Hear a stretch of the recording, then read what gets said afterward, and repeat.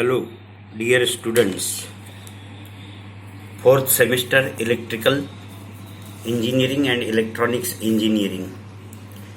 Once again, I am here to present before you this multi-stage amplifier part 4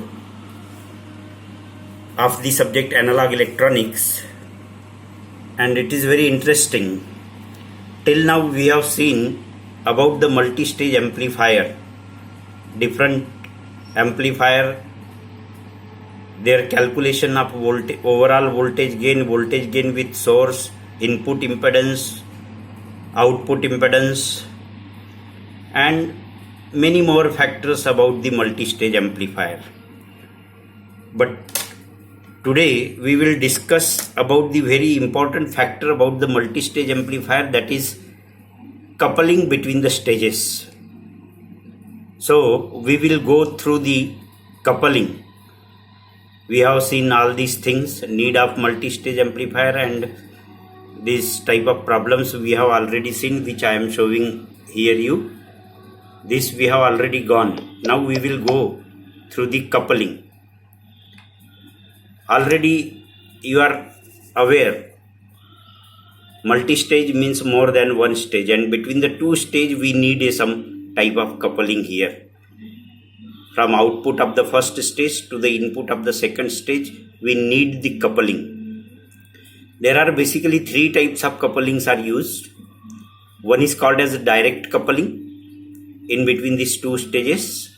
Another is the transformer coupling in between these two stages, and third one is the RC coupling, resistor and capacitive type of coupling.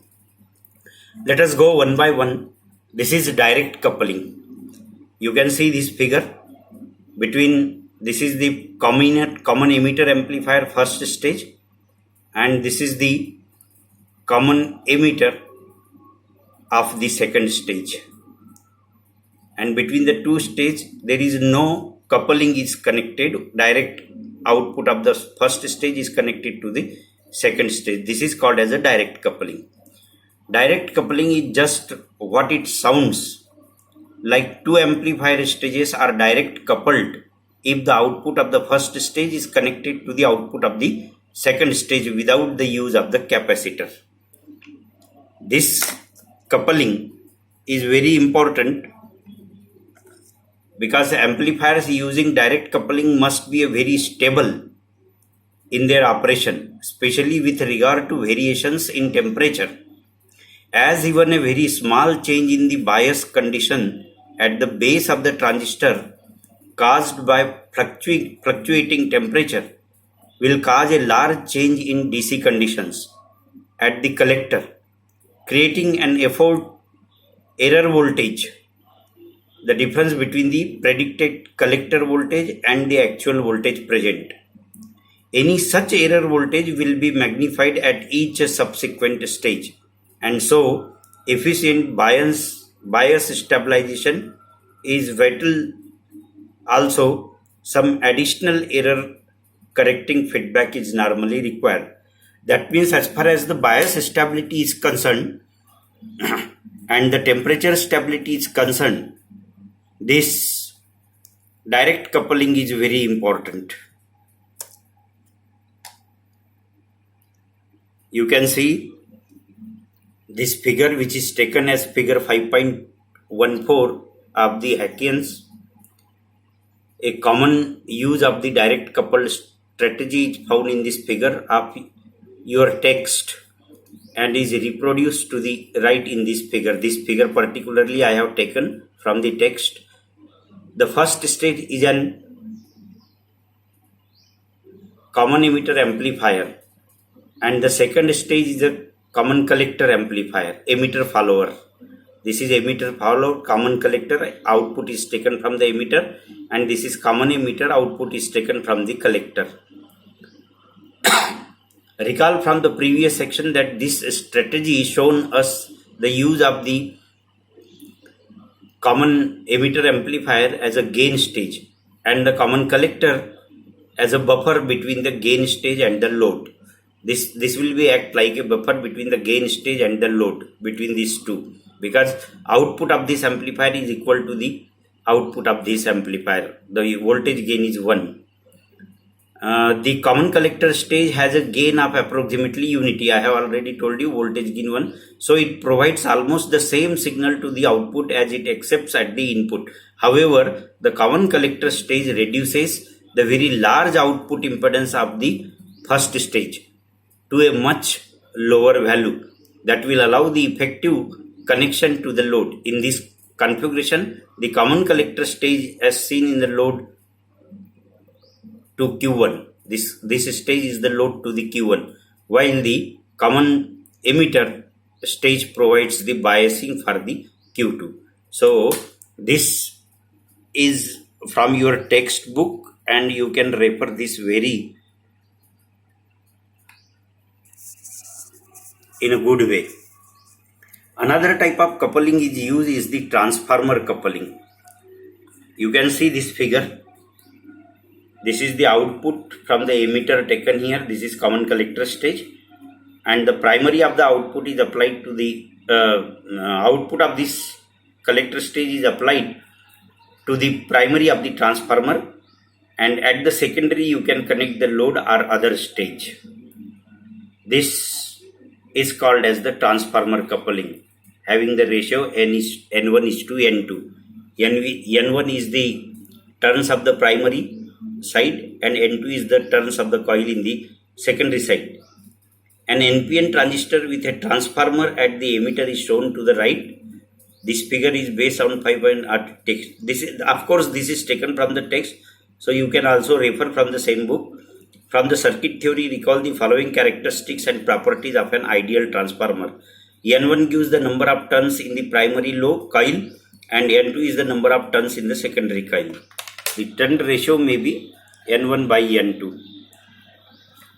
N1 is to N2 as shown in the figure that already we have seen, where this A can be written as N1 by N2, or 1 is to A, where A can be written as N2 by N1. The input primary side and the output secondary side voltages of the transformer are related through this relation. V2 is equal to V1 into N2 by N1. If N2 is greater than N1, V2 is greater than V1, and the voltage is stepped up. Similarly, if N2 is less than N1 and V2 is less than V1 and the voltage is stepped down. There are two types of this transformer, step up transformer and step down transformer. Since power must be conserved, the input and output currents are related inversely. That is, I2 is equal to I1 into N1 by N2. And the very important factor of this transformer coupling is the impedance matching. The relationship of the impedance is very important, which is given by this Z2 is equal to Z1 into N2 by N1 whole square. So using this relation, we can match the impedance between the stages, and hence this transformer coupling is very important for impedance matching. From the above discussion, that transformer may be used for several functions in an amplifier. By choosing appropriate turn ratio, a transformer can be used to increase either the voltage or current gain to provide impedance matching with a load. Transformer coupling is often used in this is very important. Transformer coupling is often used in high frequency amplifier. This is already we have seen, that is the cascode connection, and we have already seen also the resistive capacitive coupling. We have also gone through the problem of the RC coupled amplifier. Cascode amplifier means this is the common emitter amplifier and this is the common base amplifier. So CE followed by CB is called as the cascode connection. So this arrangement is referred as the cascode arrangement. And this cascode arrangement used for the one of the best amplifier where we need the current gain and input impedance matching problems. And this is the another diagram for the cascode connection, which is shown like this. So you can also draw the cascode connection as common emitter and common base connection like this. A very popular. Okay, dear friend, next time we will go for one more PPT presentation here. I will explain you about the Darlington pair, one of the category of the multi-stage amplifier. So we will go through the Darlington pair and details and the last presentation of the multi-stage amplifier. Thank you very much for listening this and getting the presentation on the multi-stage amplifier and the coupling of the multi-stage amplifier. Thank you, dear friends. Please go through the details from the book and my notes also. Thank you very much.